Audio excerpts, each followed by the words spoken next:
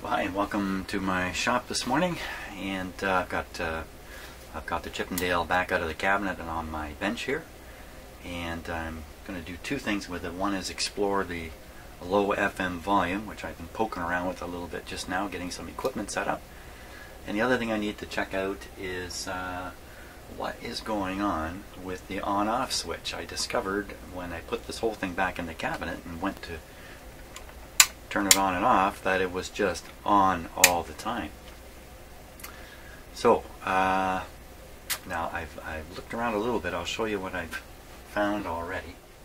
Okay, if we take a look at the back of the volume control here, there's the two contacts to which the wires should be connected. There's no wires connected at all. That's a little odd, wouldn't you say? There's no way that switch is going to work. Now what's going on back over here in the amplifier? The power cord comes in here. Okay, and now this is my handiwork here. You see the green wire? I haven't made a connection with it, but you see the black and the white are connected right across this outlet here, this little outlet. That's the outlet you plug the record player into. Okay, and then if you look, there's two wires coming off of it, black wires, and they go right into the primary of the transformer, which means you plug this guy in and this transformer gets energized and everything goes from there. There's no switch. There's no possibility of a switch. But here's what I've sorted out. See, there's the one plugged there, right dead center of the screen. There's another one right here, which I've been curious about. What is that for? What is that for? You can see how I made the connection of the power cord to the terminal there. Just, why would they have another outlet here? And it suddenly dawned on me, I should prepare a cord, a regular two-prong power cord, with the wires attached back here, just right on the switch there. And that cord come down and plug into here. And all I have to do is move this wire over to here, and voila, we're back in business.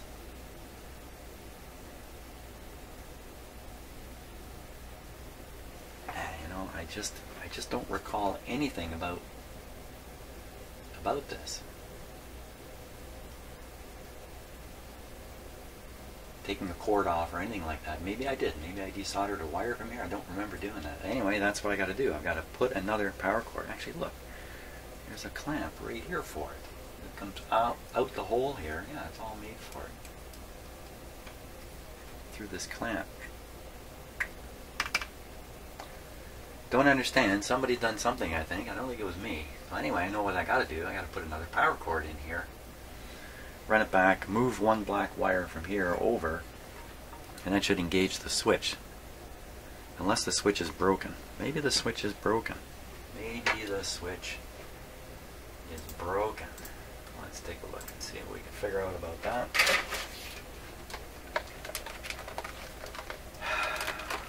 You know, I have to admit sometimes I do things and I don't recall. It has been quite a long time I've been working on this. Was I dumb enough to remove it? I just don't think so. I think I would have a clear memory of it. I better not say this in case I'm totally wrong, but I think I would have a clear memory of that.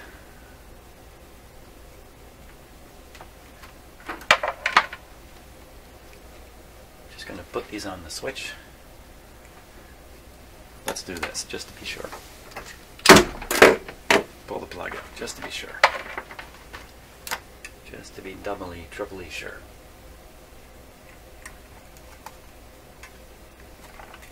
Yeah, when I put this whole thing back in the cabinet and then discovered you couldn't turn it off, I thought, oh my God, what did I do? What did I forget to do? I kind of took it on the chin there, but maybe I shouldn't. Somebody else has done this little deal. On. Oh.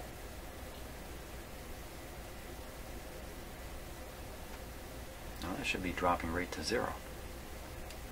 Off. Maybe a bad switch here. More likely a bad clip lead.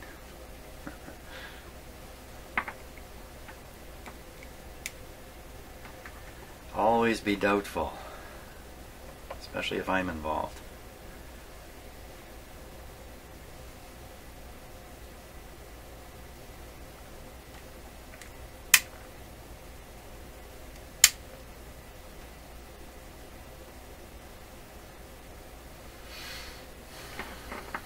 Let's go without the clip leads here.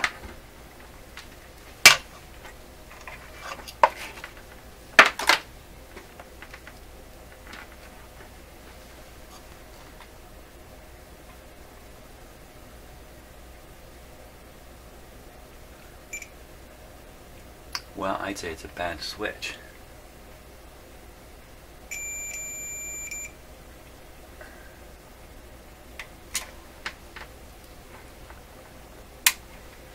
That's off.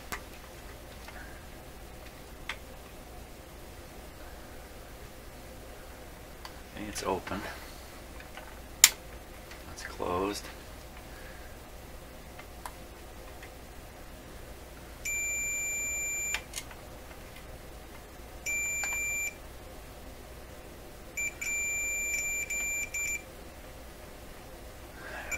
It's such a wild thing. The reading's just jumping all over the place.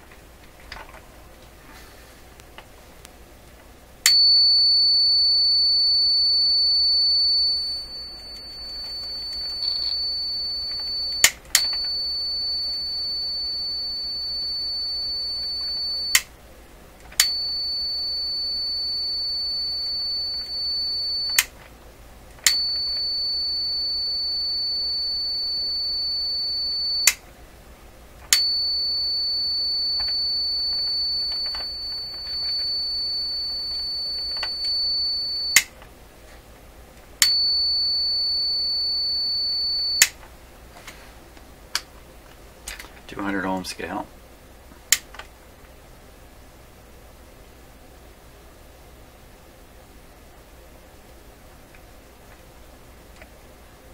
.1.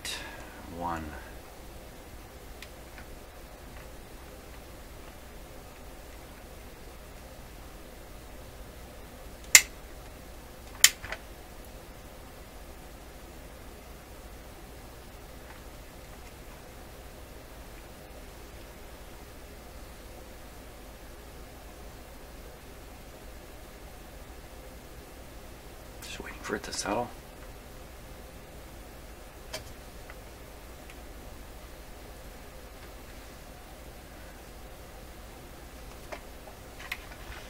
Very tricky making very low resistance readings. Lots of possibilities here for seeing a little smidgen of resistance.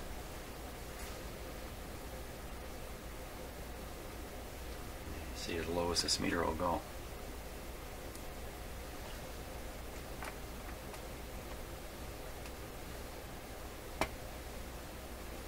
Basically, when anything's out at its extreme, you should question it, and that includes people.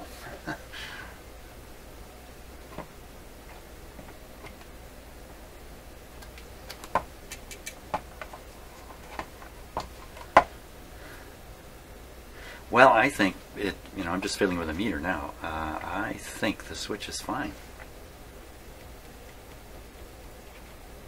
So why would that cord be removed?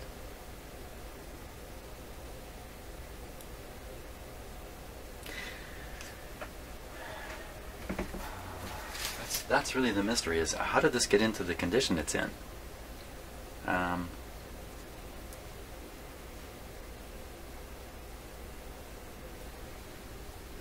Did I do it? I I'm just absolutely sure I didn't remove a wire from here. If I had, I mean, I would have realized I'm removing a wire with a power cord on it. Why would somebody do this? Wow. You know what? I may have to... Well, here's a crazy idea. I can put a power cord on here. A 2-prong power cord. This is going to sound crazy. Bring it over, plug it into my outlet here, turn on the dim light bulbs with my switch here, apply power, and then this switch will just be turning on and off my dim light bulbs, which will put enough power through the switch to give it a test under power, because testing it with an ohm meter, you know, you're just trickling a tiny current through it. Does that make sense? I think that does make sense. Okay. I think that's what I'm going to try. Well, through the magic of video, 2 days have gone by since the last moment you saw me. So, let's see here. Now, so I found myself a cord. It's a little long, but that's okay. Long is good. This cord is going to run from the switch in the receiver down into this plug here. Yeah, everything's unplugged and turned off. Take a little closer look at that plug here. So in the amplifier, there's 2 identical plugs, and it was kind of mystifying me for, well, right up until now, why there's 2 of these. One of them apparently not wired in, this one here. Now that's the cord I put in right there. Kind of put this in on a temporary basis, but I think it's going to be the permanent cord. And you can see that this terminal is not connected to anything. Yeah, don't be fooled there. Do not be fooled by just the camera angle. That terminal is connected to nothing. It's not connected to any of those wires that you see. You can be fooled pretty easy by camera views. So what I really need to do is just move this black power wire over to here. The power then cannot get to this terminal without going through whatever is plugged in here, and all that's going to be plugged in here is a wire going to the switch on the receiver. So that's the name of the game there. Now, here, look, I've put a 3-prong cord in here, and I've got a green wire, and what I've done initially on a temporary basis is just left it out of the picture. Now, what can we do with this green wire that might be useful? Now, before I say any more, I just want to warn you, as a viewer of my videos, you're not seeing me tell you how to do things. You're just seeing what I do. And I don't necessarily do the right thing all the time. I don't know everything. I don't claim to know everything. If you watched enough of my videos, you know that. So, in this case, it's probably wisest, in my view, to leave this not connected to anything. Now, I mean, obviously, one place to attach this, a typical place to attach the green wires to the chassis. And that's in case some kind of short circuit occurs and the chassis is made live because a wire has broken off somewhere or somehow. And then the current will flow through the chassis into this green wire and pop the fuse in my house and turn the power off. And that's kind of the idea here. If I don't disconnect this, well, it's remotely possible that the chassis could be live and you can get a shock off it. But it's more likely safer, I think, to leave it as it is. And see, here's the transformer, and the power from the outlet really only goes onto the primary of this transformer. It doesn't go anywhere else in this radio, but except up to the switch. I should say that up to the switch up. So what else is hooked up to the chassis, to this cabinet here, or chassis? You can see right away. Some very important thing to note, by the way. One of the speaker leads is grounded. That's really important to note in a shop like mine, since occasionally I'm hooking up equipment to the speaker outputs, you know, like this meter here, which I might regularly hook up this meter, which I've left it on for 2 days, for crying out loud. Oh my gosh. Oh, this has been on steady for 2 days, so okay. Anyway, you can see one terminal, of course, is grounded. In this case, this meter has a 3-prong plug, and this ground connection here is really tied back to this green wire, which through the power system would be tied to this green wire here. And this makes hooking up this kind of equipment just a little more, I don't want to say risky, but you have to be a little more thoughtful if you're hooking up equipment with grounds on it, like this one, or maybe the scope, which is also solidly grounded back to that green wire, or this signal generator, same thing. So if so what else is hooked up to the chassis here? You can see there's lots more things tied to the chassis in this radio. Let's see if we can find some more stuff. Chassis down. Oh, look at this. So I'm not saying it's really a really bad thing to do to connect this green wire to the chassis. I think some might say it's really a smart thing to do, but I'm going to leave it disconnected because the whole radio basically is isolated by this transformer here. Now, what did I see? Some soldering here that really needs to be redone. It's not looking quite so good there. That's one of my capacitors. Looks like a little more solder should go on there. Fine, that's no problem. I will fix that. I will move this black wire over here, and then we'll get on with installing the golden power wire back up into this switch up here.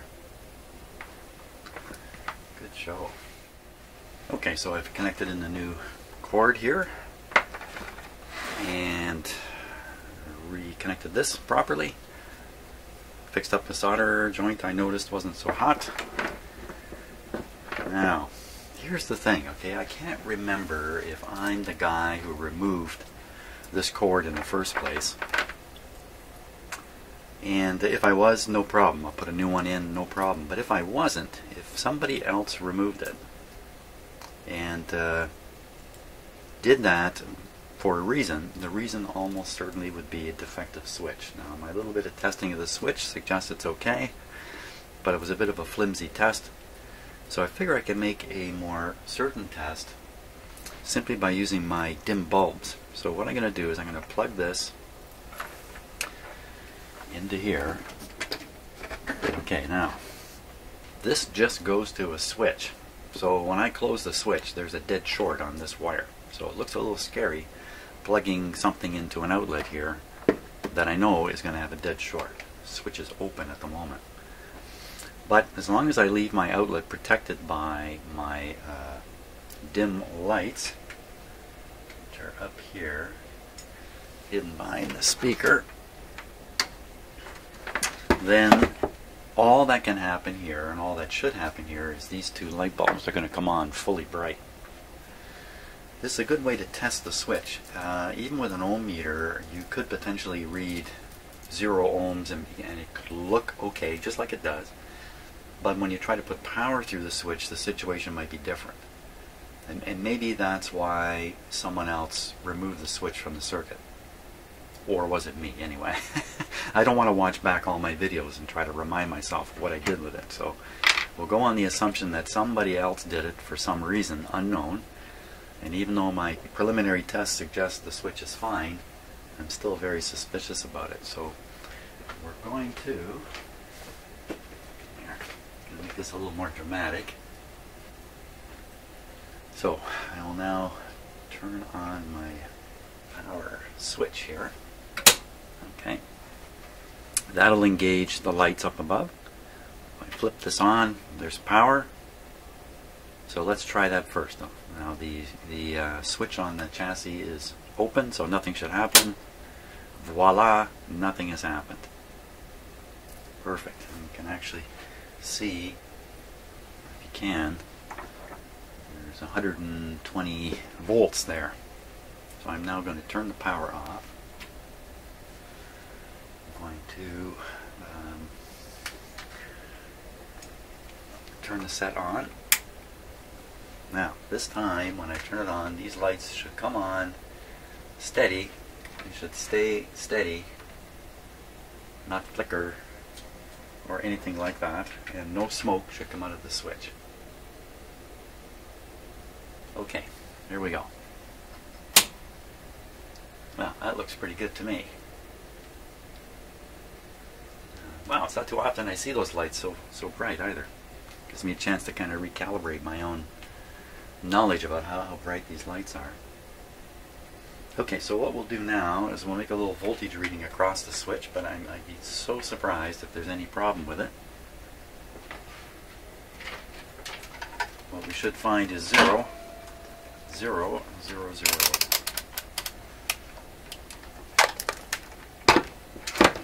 0 volts. So I've got it on the AC scale.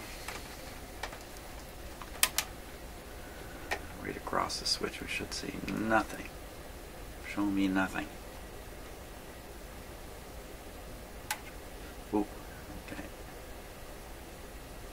And of course 0 isn't necessarily completely 0. So we're getting 0.2 volts. Okay, now we're going to operate the switch. Keep an eye on these lights. Okay, no big deal when we turn it off, I don't think. It's turning it back on again that may... No, that's the first time I've actually interrupted power. I don't see any problem at all. Okay, so I've got a series of different tests here that all indicate the switch is fine. Let me just, before I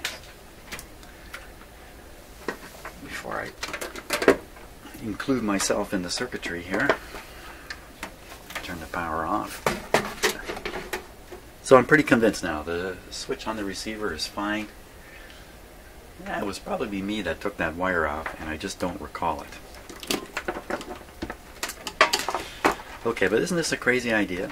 I mean, they're using basically an ordinary plug like this. Oh, for crying out loud, this is a polarized plug. Ah! I thought I'd carefully selected one that wasn't polarized. Okay, this may not work. A polarized plug may not fit in that little outlet. Doggone it. Okay, let's try it out here.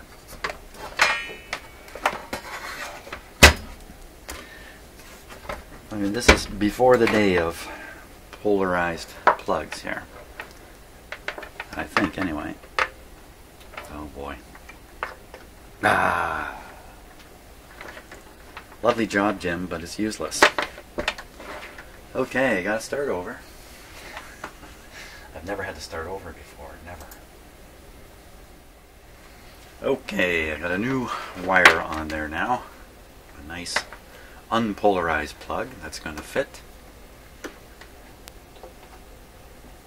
Probably would have been smarter for me to try plugging it in here before I wired it up. But there we go. That's all it takes. Now, come on out of there. Oh, I can just leave it in. Just leave it in. Leave it in for now. Okay. Now they did do something sensible here. Let's take a look at it. I noticed this right off the bat, that they labeled one of those plugs phono motor only, because this one provides 120 volts all the time, and this other one, of course, which now has the plug in it, is not a real power plug. The crazy thing about this is, couldn't somebody innocently pull this out and plug it straight into the wall and then turn the set on, and wouldn't that be exciting? Because that would just blow the fuse. So, you know what? Maybe that's what happened here. Maybe that's what happened. Somebody tried that, blew their fuse, and reasoned that the switch for something was wrong. I don't know. I can't figure it out. There it is. It's strain relieved in here. Good. Okay. So I think we're ready to give it a try and make sure everything's working. And then move on to the next challenge, which is to figure out what is going on with the FM side of this radio, which I have aligned. Oh boy, everything's all tangled up. But I did it using a very unorthodox method, and I'm really totally unsure that it worked. It seemed to work. That's about the most I can say. When I was done, radio was working well. Certainly in my shop here. And you know, frankly, I knew I had to put this into the cabinet and probably take it out again. Probably. So I wasn't terribly anxious about being absolutely sure that it was aligned properly. Okay, but the thing is, well, as I'm going to demonstrate shortly, with it here in the shop, there doesn't seem to be any evidence of weak FM volume. Now let me just do a quick safety check here. Put this over here. Okay, switch is off. And plug this guy back in. When I start them up, I'll start them up using my dim light bulbs just for protection, because I've done something with the power side of things here. Try as I may have done something dumb. There may be a lesson about to be learned. So, I doubt that. This is off. Let's apply some power here. Okay. And nothing's happening, which is good. A thumbs up on the nothing. It should be nothing. I am now going to turn it on. Here we go. There we go. Now my dim bulbs are dimly lit, which is good. I'm going to switch over to full power here. There we are. Make sure volume's down. Yes.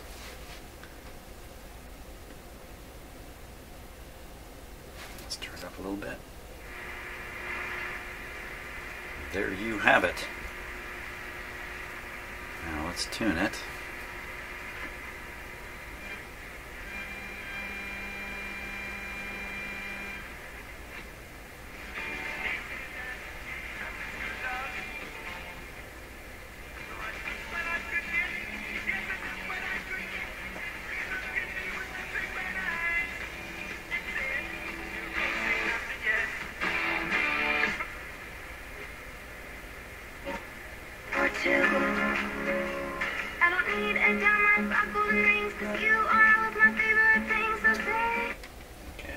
Volume test here. I have to close my glass door. How loud? Now this is a pretty strong station. How loud will this go? Please accept my invitation. We'll change the reservation. That's pretty loud. Now mind you, I'm doing this with a small speaker, which is probably fairly efficient. Could be the maybe the big speaker that is in the cabin is not very efficient.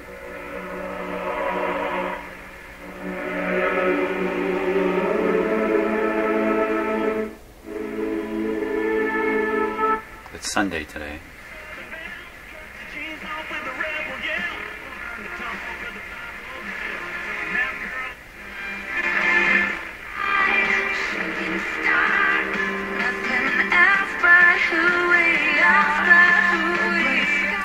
You're listening on a video and you're listening through microphones and stuff like that. You may not hear quite what I hear. In fact, I'm sure you don't hear quite what I hear. It doesn't sound 100% to me. It sounds like just a very small amount of distortion in there. And the tuning is still so demanding. So maybe if we do another front-end alignment to use a more standard approach, I'll still involve the SDR as sort of a backup view of what's going on. And we'll see if we can improve it following a more standard type procedure here. So time to get set up for all of that.